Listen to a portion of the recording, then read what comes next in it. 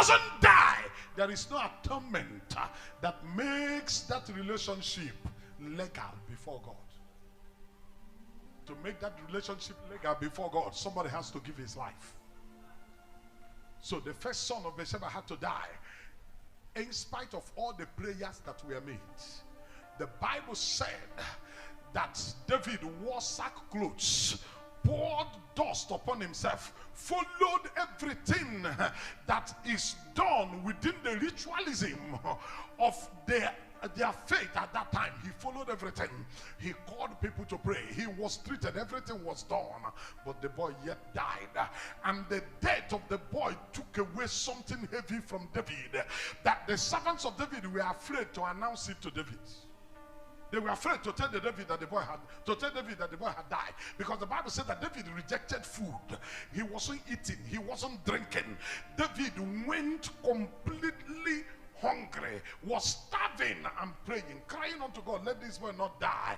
My first fruit with Bathsheba. But something happened. The Bible said that the boy eventually died, and all the servants were all afraid, and they heard themselves and say, what are we going to do? If David could behave like this when this boy is alive, if he hear that the boy is dead, David may die. And while they were whispering among themselves, the Bible said David turned and said to them, could do any more? They said, yes, the boy is dead. He removed the sackcloth, changed himself, and took his bath and said, it's okay. If the boy have died, then so be it. Why? David understand the workings of the Spirit. This was the man who said, I will never give to God anything that will not take something away from me. If I must offer anything from God, something must leave me. This was the man who they advised. Somebody came to him and said, don't worry, I will give you everything you need to make sacrifice unto God. David said, God forbid, I will use my own. Let my service to God take away something from me. If it is some of us today, we will say, God bless you, it's cheaper for me, sir.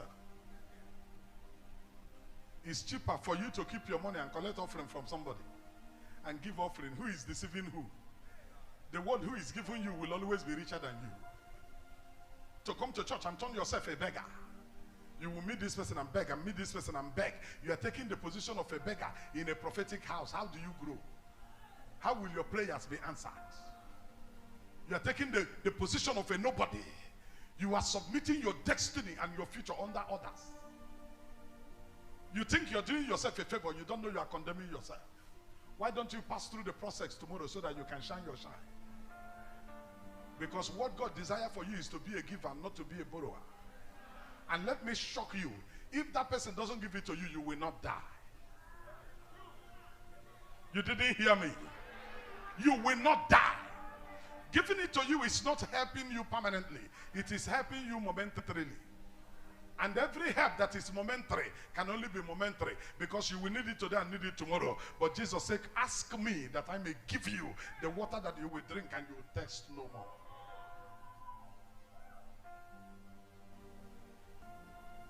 When that one died, Solomon showed up. And when Solomon was made a king, he will not fight one battle. He will offend them. He will do anything and nobody will challenge him. And throughout the reign of King Solomon, nobody challenged him. Nobody went against his order.